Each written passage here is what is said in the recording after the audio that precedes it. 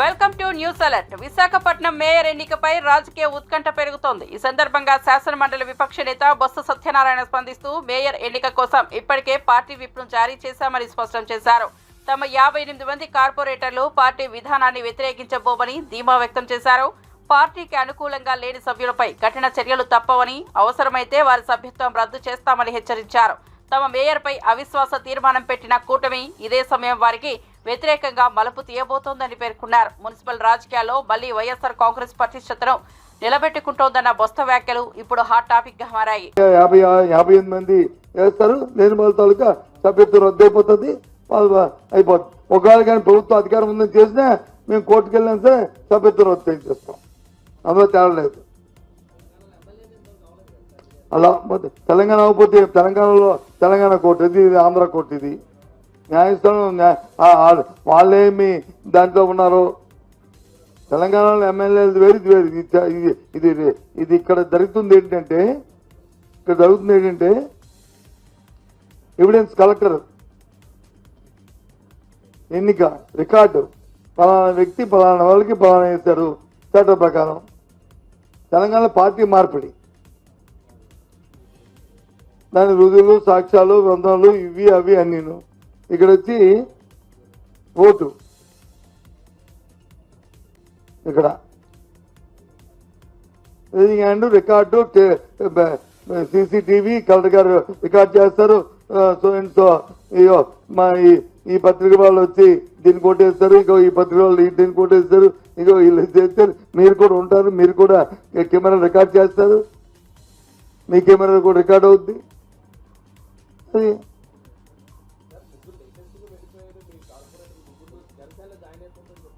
అయిపోయారు అనుకుంటాను. అయిపోయి ఫోటో చూసాను, జనసేనలో నెంబర్ 2 దగ్గర, నెంబర్ 3 దగ్గర, నెంబర్ 4 దగ్గర ఇవాళ జాయిన్ అయిన చూశాను కదా. ఇవాళ చూశాను. నెంబర్ 100 కాదు, మాకేం సరిపోదు, మాకేం సరిపోదు, ఇది మాకేం సరిపోదు.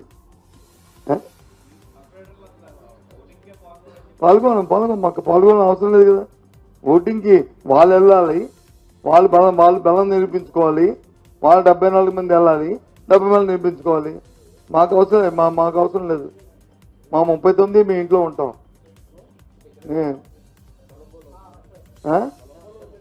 కొలంబోలో ఉంటాము, లేకపోతే మా ఇంట్లో ఉంటాము. ఎవరింట్లో వాళ్ళు ఎప్పుడు వస్తారు మలేషియా నుంచి.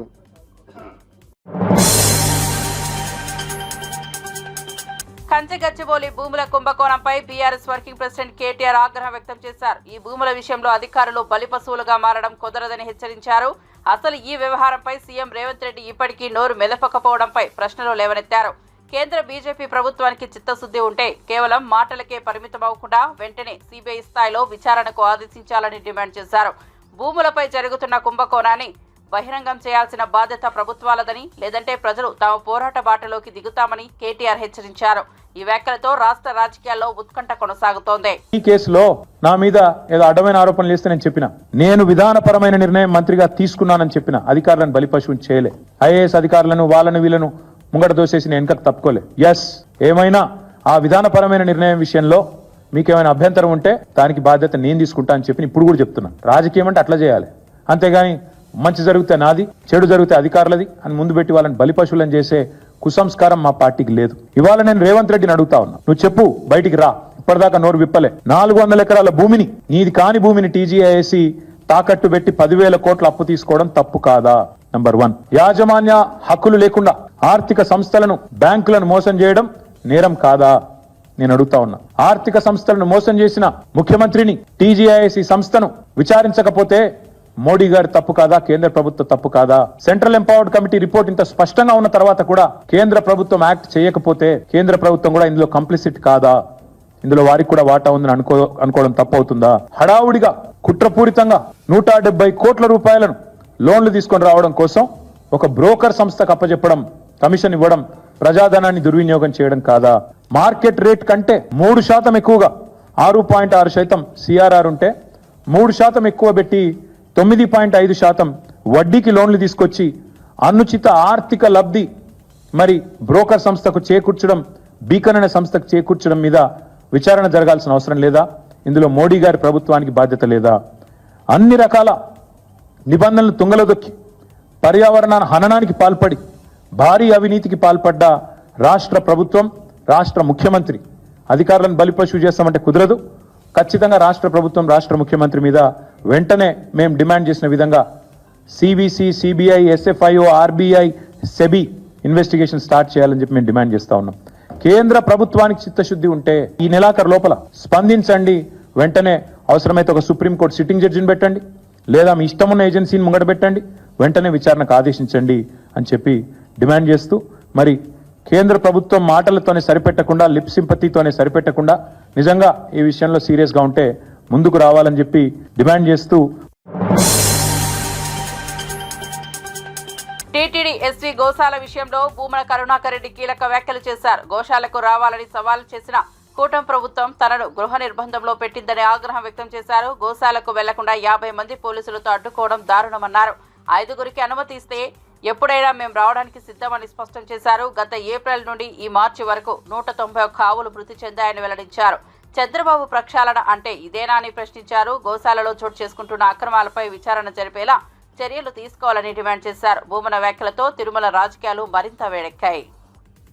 మీరు పంపినటువంటి సందేశం నాకు అందింది. నేను ఖచ్చితంగా వస్తున్నా, మీ ఛాలెంజ్ని స్వీకరిస్తున్నా. కాకపోతే మీరు తిరుమల గోశాలకు రమ్మన్నారు.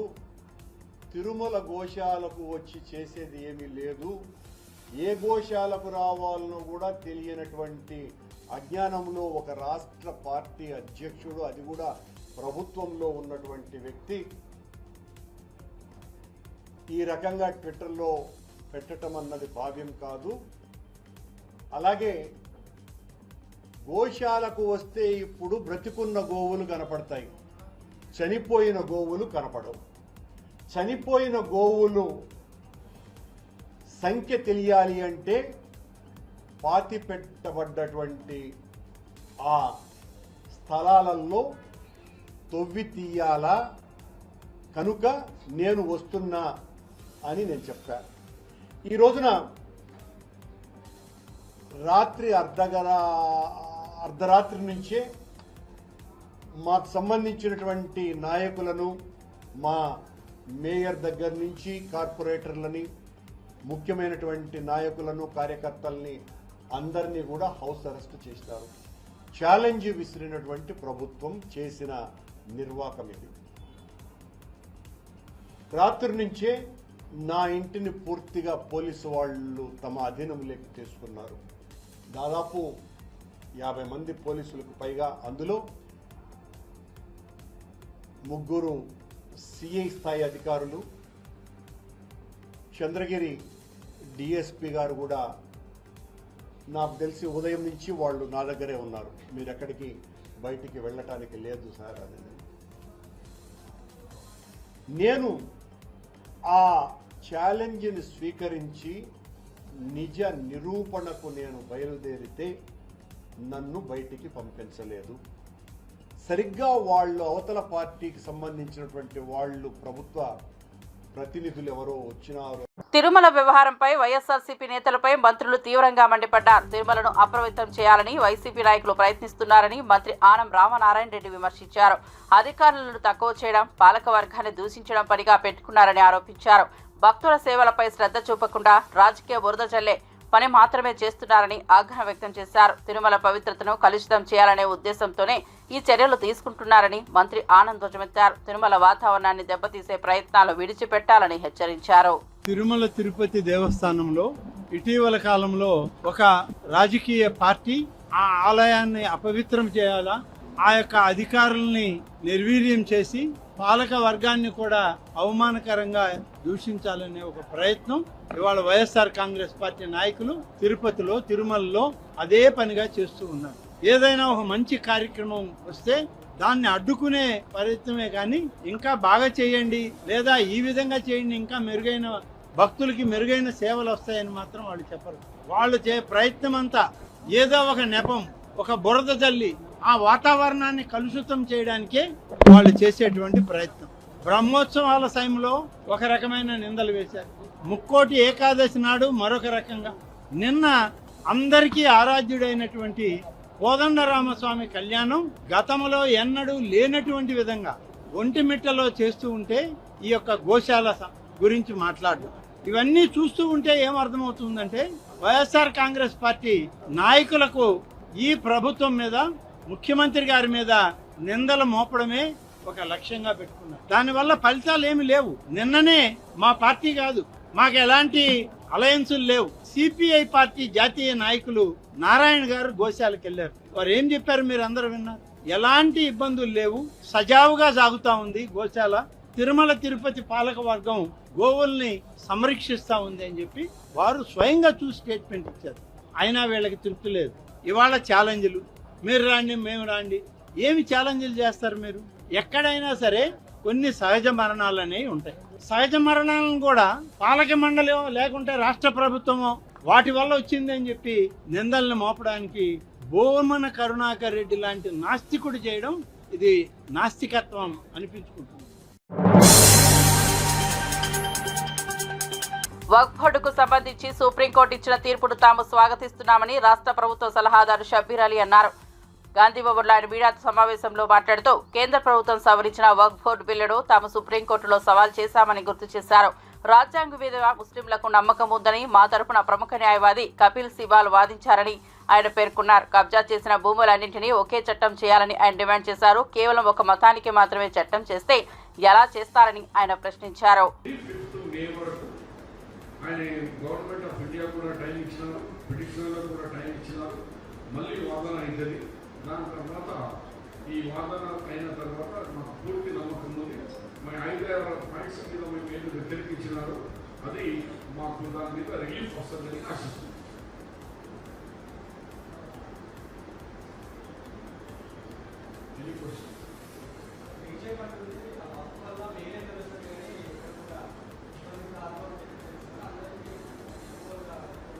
మోదీ గారికి ఓన్లీ ముస్లిం మహిళలు అంటే తిరుగుదల మహిళా విరోధి, హిందూ మహిళలు కూడా ఉన్నారు కదా, వాళ్ళకు కూడా ఆలోచన చేయ కదా.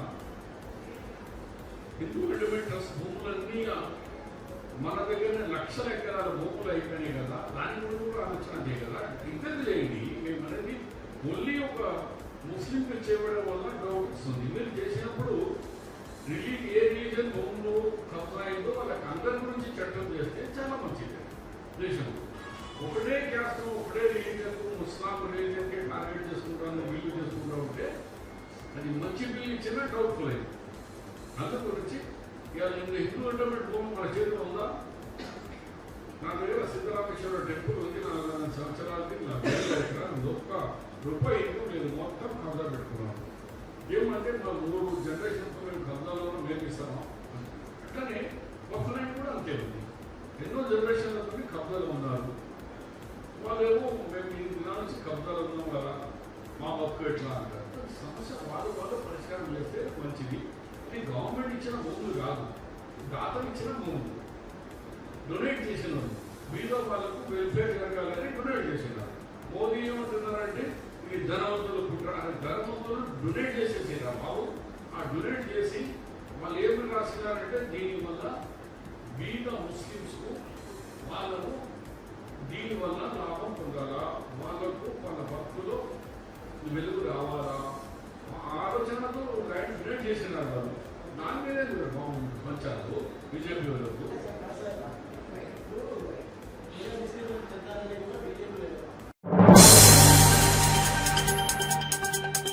వక్ఫ్ సవరణ చట్టంపై టీడీపీ మౌనాన్ని తీవ్రంగా వ్యతిరేకించారు మాజీ ఎమ్మెల్యే అబ్దుల్ హఫీజ్ ఖాన్.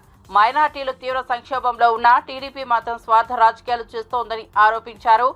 ముస్లింల హక్కుల పరిరక్షణ కోసం సుప్రీంకోర్టులో పిటిషన్ వేయాలని డిమాండ్ చేశారు. లేదంటే టీడీపీ ముస్లిం సోదరుల ఆగ్రహానికి తలవంచక తప్పదని హెచ్చరించారు. వక్ఫ్ చట్టాన్ని రద్దు చేయకపోతే వైఎస్ఆర్సీపీ దీక్షా స్థాయిలో పోరాటం చేస్తుందని స్పష్టం చేశారు. మైనార్టీల పక్షాన ఉన్న పార్టీగా తమ పార్టీ నిలుస్తుందని పేర్కొన్నారు. ఈ కష్టమైన సమయంలో, ఈ ఇబ్బందికరమైన సమయంలో, సైకలాజికల్గా మేము ఎంతో నిరాశలో ఉన్న సమయంలో తెలుగుదేశం పార్టీ మాత్రం వాళ్ళ స్వార్థ రాజకీయాలు చూసుకొని మమ్మల్ని నమ్మించి మా ఓట్ల ద్వారా ఈరోజు ప్రభుత్వాన్ని స్థాపించుకొని ఈరోజు తడిగుడ్డతో మా గొంతు కోసే పని చేసినారు. ఖచ్చితంగా దీని మూల్యం కూడా రాబోయే రోజుల్లో చంద్రబాబు నాయుడు గారు మరి తెలుగుదేశం పార్టీ ఖచ్చితంగా చెల్లించుకోవాల్సింది ఉంటుంది. ఒక్క ఆంధ్ర రాష్ట్రమే కాదు, భారతదేశంలో ఉండే 20 కోట్ల ముస్లిం మైనార్టీలందరూ కూడా చంద్రబాబు నాయుడు గారి వైపు మరి నితీష్ కుమార్ గారి వైపు చూడడం జరిగింది. ఖచ్చితంగా వీళ్ళు సెక్యులర్ లీడర్సు ఇంత యాంటీ కాన్స్టిట్యూషనల్ బిల్ తీసుకొని వస్తుంటే మా ఫ్రీడమ్ ఆఫ్ రైట్స్ని వాళ్ళు అనగదొక్కాలని చెప్పి చూస్తుంటే వీళ్ళిద్దరు మాత్రము ఖచ్చితంగా మైనార్టీల పక్షాన నిలబడతారని చెప్పి అనుకున్నారు. కానీ మొత్తం యావత్ భారతదేశంలో ఉండే మైనార్టీస్కి అందరికి కూడా నిరాశలో ముంచేసి ఈ బుల్డోస్ చేసేసి ఈ బీజేపీ అజెండాని మొత్తం భారతదేశంలో ఇంప్లిమెంట్ చేయడానికి పూర్తిగా సహకరించిన చంద్రబాబు నాయుడు గారికి తెలుగుదేశం పార్టీకి మూల్యం చెల్లించుకోవాల్సింది వస్తుంది. ఇప్పటికైనా మీ వైఖరి మార్చుకోవాలా, మీరు సుప్రీంకోర్టులో పార్టీ కావాలా, మీరు ఎన్డీఏ నుంచి బయటికి రావాలా, మీరు గల్లీ నుంచి ఢిల్లీ వరకు ప్రతి చోట ముస్లిం మైనార్టీల కోసం కాదు, ఇది భారతదేశ కాన్స్టిట్యూషనల్ రాజ్యాంగం ఇచ్చిన హక్కుల కోసం పోరాడాల్సిన ప్రతి ఒక్క పైన బాధ్యత ఉంది. కాబట్టి తెలుగుదేశం పార్టీ కూడా నేను డిమాండ్ చేసి అడుగుతున్నా, మీరు ఖచ్చితంగా బయటికి రావాల్సిందే, మీరు బయటికి వచ్చి మాతో కలిసి పోరాటం చేయాల్సిందే.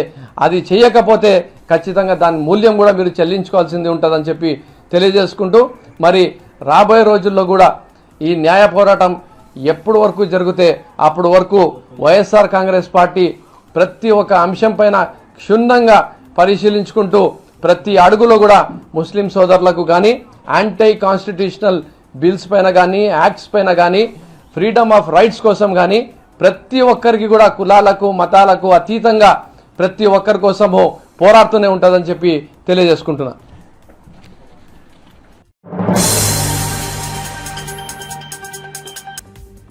బీఆర్ఎస్ నాయకులకు కోర్టు అన్న లెక్కలేదంటూ టీపీసీసీ అధ్యక్షుడు బొమ్మ మహేష్ కుమార్ గౌడ్ తీవ్రంగా విరుచుకుపడ్డారు. ప్రజల నైతికతను తుంగలో తొక్కుతూ న్యాయ వ్యవస్థను అవమానించడమే వారి లక్ష్యమైపోయిందని ధ్వజమెత్తారు. న్యాయస్థానాలు ఇచ్చిన తీర్పును నిర్లక్ష్యంగా త్రోసిపుచ్చే ధోరణితో బీఆర్ఎస్ నేతలు వ్యవహరిస్తున్నారని మండిపడ్డారు. ప్రజల మనోభావాలను అపహాస్యం చేయడం ద్వారా బీఆర్ఎస్ నిజమైన రంగు బయటపడిందని ఆయన తీవ్ర వ్యాఖ్యలు చేశారు. వీళ్ళ కేటీఆర్ గారు మాట్లాడతాడు, రేవంత్ రెడ్డి గారికి సిగ్గులేదు కాబట్టి ముఖ్యమంత్రి పదవికి రాజీనామా చేయట్లేదు. అసలు ఎందుకు రాజీనామా చేయాలా? ఏం ఉప్పెనొచ్చిందని, ఏం కొంపలు మున్నాయని, కోర్టు ఏం చెప్తే మీరు బయట ఏం వక్రీకరిస్తున్నారు? ఆఖరి కోర్టు చెప్పిన మాటల్లో కూడా వక్రీకరించి దాంట్లో నుంచి కూడా రాజకీయ లబ్ధి పొందే నీచమైన ప్రయత్నం మీది. కాంగ్రెస్ పార్టీకి కోర్టులంటే పరిపూర్ణమైన నమ్మకము, బాధ్యత ఉంది. మీరు 10 ఏళ్లలో ఎంత విచ్చలవిడిగా సిగ్గు లేకుండా రాజకీయం చేశారో, రాజనీతి నడిపారో ప్రజలకు తెలియంది కాదు. ఎన్ని మార్లు మీ కోర్టు మొట్టికాయలేసింది. సీఎంకి హైకోర్టు నోటీసులు కేసీఆర్ గారికి, వాళ్ళు మీరు మాట్లాడుతూ ఉన్నారు. ఇదేం ధరణి విషయంలో కోర్టు మొట్టికాయలేసిన సందర్భం. మీ అన్వీలకి కారు చొక్క భూముల, అరే మీరు కదా అమ్మింది.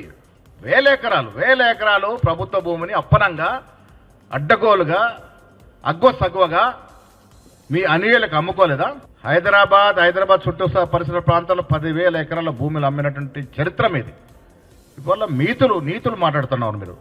ప్రజలు అర్థం చేసుకోరేంటి? అన్నారం భూ కుంభకోణం మీద హైకోర్టు సీరియస్, ప్రిన్సిపల్ సెక్రటరీ కమిషనర్కి తాకీదులు. ఎన్ని రకాలుగా మిమ్మల్ని ఎటుదో చైర్మన్కి ఎదురు దెబ్బ.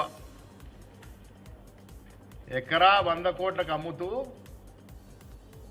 బీఆర్ఎస్ పార్టీకి అగ్గుగా ఎట్లిస్తారు? హైకోర్టు ప్రశ్నించింది.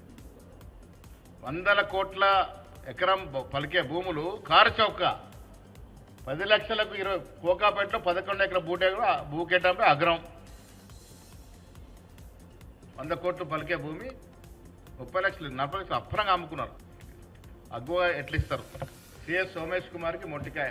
ఈ బంట్రోతు ఆయన గారు ఒక సిఎస్ లాగా కాకుండా ఈ కేసీఆర్కి ఆ డోర్ దగ్గర ఉండే బంట్రోతులాగా సిగ్గు లేకుండా పనిచేసినటువంటి అతి హీనమైన సిఎస్, చీఫ్ సెక్రటరీల పదవికి మచ్చ తెచ్చినటువంటి మహానుభావుడు అతి నీచమైనటువంటి కార్యక్రమాలు లోపడి కోర్టుతో ఎన్నోసార్లు మొట్టికాయలు తిని కేసీఆర్ కాళ్ళ పట్టుకొని బంట్రోతులాగా బతికినటువంటి మనిషి. ఆయన గురించి కోర్టు.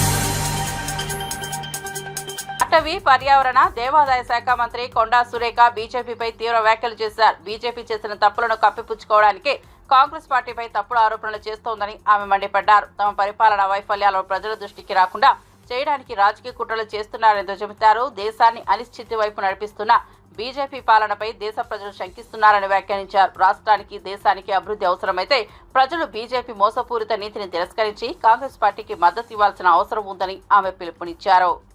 రాహుల్ గాంధీ గారు కూడా మరి అధికారంలో ఉన్నా కూడా కనీసం ఒక మంత్రి పదవి కూడా తీసుకోకుండా మరి ప్రజల కోసం పనిచేసినటువంటి వ్యక్తి ఈ రోజు కాశీ నుండి కన్యాకుమారి వరకు కూడా నడిచి మరి ఆ యొక్క భారత్ జోడో యాత్రలో ప్రజల సమస్యలను తెలుసుకొని ఈ రోజు మరి మోడీ ప్రభుత్వాన్ని వాటి గురించి ప్రశ్నిస్తా ఉంటే ఈరోజు పట్టుకోలేనటువంటి పరిస్థితుల్లో మోడీ ఉన్నాడు. మోడీ చర్చలను ఎత్తి చూపితే ఆయన ఏదో ఒక అస్త్రం ప్రయోగించి కాంగ్రెస్ భయపెట్టాలనో లేకపోతే రాహుల్ గాంధీ గారిని వెనకడుగు వేయించాలనో అటువంటి ప్రయత్నం చేస్తా ఉంటే ఒక్కటి గుర్తుపెట్టుకోండి, బంతిని ఎంత గట్టిగా వేరే కోసుకొడితే అంతకు రెండింతలు పైకి లేస్తుంది. మీరు ఎంత ఒత్తిడి కాంగ్రెస్ పార్టీ మీద చేస్తే కాంగ్రెస్ పార్టీ అంత రెట్టింపు మరి ఒక పట్టుదలతోటి కృషితోటి పనిచేసి మరి మీ ప్రభుత్వాన్ని పడగొట్టడానికి మరి ముందుకెళ్తుందనే విషయాన్ని గుర్తించాలని తెలియజేస్తా ఉన్నాను. మరి ఈ ఈడీని ఉపయోగిస్తా ఉన్నారు ఏమన్నంటే నేను ఒక్కటే విజ్ఞప్తి చేస్తా ఉన్నా, ఇక్కడ ఉన్నటువంటి బీజేపీ మంత్రులకు కానీ సెంట్రల్ లో ఉన్నటువంటి మోడీకి కానీ అయ్యా మీరు ఈడీ మీద పెట్టినటువంటి దృష్టి అభివృద్ధి మీద మరి సంక్షేమం మీద పెట్టండి. నిరుపేదలకు ఇల్లు కట్టియండి, రేషన్ కార్డులు ఇవ్వండి, ఉద్యోగాలు ఇవ్వండి, మరి ఫ్రీ ఎడ్యుకేషన్ ఇవ్వండి, ఫ్రీ వైద్యం ఇవ్వండి. ఇక్కడ ఉన్నారు మీడియా మిత్రులకు అట్లాంటి వాళ్ళకు స్థలాలు ఇవ్వండి, ఇల్లు ఇవ్వండి, వాళ్ళ పిల్లలకు కూడా మరి మంచి చదువునివ్వండి. ఇటువంటి సంక్షేమ కార్యక్రమాలు మరి అభివృద్ధి కార్యక్రమాలు చేయండి. మీరు మూడవసారి ఎన్నుకోబడ్డారు. తెలంగాణ రాష్ట్రానికి మీరు ఒరగబెట్టింది ఏంటి అని అడుగుతా ఉన్నాను. ఇక్కడ ఉన్న ఇద్దరు మంత్రులు కనపడరు, వినపడరు, ఒక రూపాయి తెచ్చేది లేదు, పెట్టేది లేదు. నేషనల్ హెరాల్డ్ కేసుపై కాంగ్రెస్ పార్టీ చేస్తున్న నిరసనలపై బీజేపీ నేత మాజీ ఎమ్మెల్సీ నారపరాజు రామచంద్రరావు తీవ్రంగా స్పందించారు. టీవీ ఛానళ్లలో పాకిస్తాన్ జిందాబాద్ అంటూ మాట్లాడిన వారే ప్రధాని మోదీ అంశాలపై విమర్శలు చేయడం దుర్మార్గమన్నారు. బోఫోర్స్, ఆదర్శ్, బొగ్గు స్కామ్లతో దేశాన్ని దోచిన కాంగ్రెస్ పార్టీకి నైతిక హక్కు లేదని మండిపడ్డారు. నేషనల్ హెరాల్డ్ కేసులో కొన్ని కోట్ల ఆస్తులను సోనియా, రాహుల్ దోచుకున్నారని ఆరోపించారు. ఇకపోతే దోచుకున్న వారే నిరసనలు చేయడం ప్రజాస్వామ్యానికి ముప్పుగా అభివర్ణించారు. ఈ విషయంపై కాంగ్రెస్ స్పష్టత ఇవ్వాలని డిమాండ్ చేశారు. కాంగ్రెస్ పార్టీ ఈరోజు నేషనల్ హెరాల్డ్ సంబంధించినటువంటి ఒక ఏదైతే కేసు ఉందో దీన్ని గత అనేక సంవత్సరాలుగా 3-4 సంవత్సరాలుగా దీనిపైన విచారణ జరుగుతుంది. 90 కోట్లది ఉన్నటువంటి ఒక షేర్లు కేవలం 50 లక్షలకే వాళ్ళు కొని నేషనల్ హెరాల్డ్కు సంబంధించినటువంటి ఒక పాట్నాలో, లక్నోలో, ఢిల్లీలో, బాంబేలో ఉన్నటువంటి ఒక ఏదైతే ప్రాపర్టీస్ ఉన్నాయో కొన్ని వేల కోట్ల రూపాయల ప్రాపర్టీస్ ఇవన్నీ కూడా ఉత్త పుణ్యానికి కాంగ్రెస్ పార్టీలో ఉన్నటువంటిగా ఈ కుటుంబం అవుతుందో సోనియా గాంధీ గారు కానీ రాహుల్ గాంధీ గారు దాన్ని మొత్తం మింగేసినటువంటి పరిస్థితి మనం చూస్తున్నాం. మరి ఇన్ని వేల కోట్ల రూపాయలు వాళ్ళు ఈ దేశాన్ని లూట్ చేసినప్పుడు ఇన్ని వేల లక్షల కోట్లని గత వారు ఉన్నటువంటి ఒక ఏవైతే అధికారంలో ఉన్నటువంటి ఒక సమయంలో చేసినటువంటి ఒక ఏవైతే వాళ్ళు అవినీతి చేశారో దానిపైన విచారణ జరపొద్దు. వాళ్ళు మాత్రం ఈ దేశాన్ని దోచుకోవచ్చు, వాళ్ళు మాత్రం అవినీతి చేయొచ్చు, కానీ ప్రభుత్వాలు వారి మీద చర్య తీసుకోవచ్చు. ఈరోజు సుప్రీంకోర్టు కూడా ఆ రోజు నేషనల్ హెరాల్డ్ కేసులో మేము ఇన్వెస్టిగేషన్లో ఇంటర్ఫీర్ కాము, కాకపోతే మీకు జైలుకు పంపించేటటువంటి అయితే ఆపుతామని చెప్పి బెయిల్ మీద ఉన్నటువంటి ఒక తల్లి కొడుకులు ఇద్దరు ఈరోజు భారతీయ జనతా పార్టీని అప్రతిష్ట పాలు చేసేటటువంటి ప్రయత్నం చేస్తూ ఉన్నారు. అది ఒకవైపు అయితే ఈ యొక్క కాంగ్రెస్ పార్టీ భారతీయ జనతా పార్టీ యొక్క ప్రభుత్వాన్ని, ఎన్డీఏ ప్రభుత్వాన్ని అప్రతిష్ట పాలు చేయాలని చెప్పేసి దేశవ్యాప్తంగా వీళ్ళు ప్రదర్శన తెలుపుతున్నారు. వీళ్ళకి ప్రదర్శన చేసేటటువంటి ఒక అధికారం లేదు. ఫస్ట్ థింగ్, మీరు దేశాన్ని కోలుకోవచ్చు, దేశాన్ని లూటీ చేయొచ్చు, మీరు ప్రొటెస్ట్ చేయండి, మాకేం అభ్యంతరం లేదు, మీకు అది అధికారం ఉంది. కానీ దేశ సంపదని మీరు లూటీ చేసే అధికారం మీకు లేదు. మీరు దేశ సంపదని లూటీ చేశారు కాబట్టి ఈడీ ఈరోజు మీ మీద కేసు పెట్టింది, మిమ్మల్ని విచారించింది. ప్రాథమిక ఒక సాక్ష్యాల ద్వారా మీరు ముద్దాయిగా తేలేరు, మీరు బెయిల్ తీసుకున్నారు.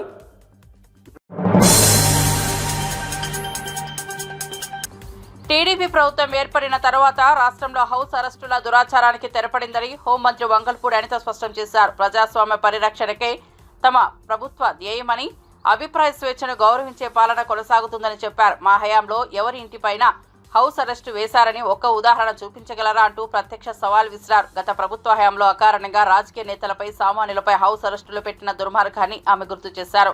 ప్రజల స్వేచ్ఛను హరించే విధానాలను ఎట్టి పరిస్థితుల్లోనూ టీడీపీ ప్రభుత్వం తావివ్వదని స్పష్టం చేశారు. ప్రజల గొంతుకును వినిపించే అవకాశం కల్పించడమే తమ లక్ష్యమని హోంమంత్రి అనిత చెప్పారు.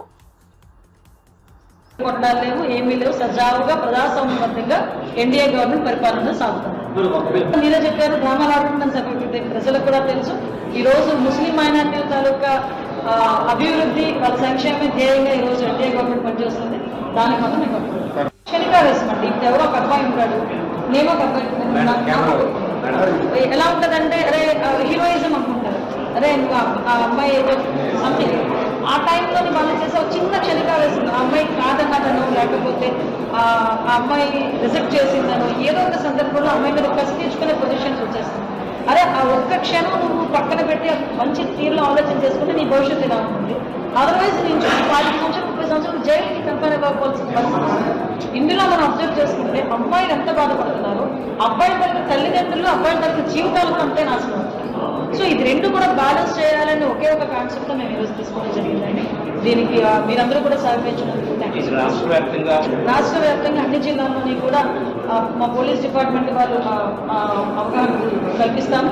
అదేవిధంగా స్టేట్ లెవెల్లో కూడా గౌరవ నారా లోకేష్ గారితో కూడా ఒక మ్యాసివ్ ప్రోగ్రామ్ కూడా చేయడానికి ఆలోచన.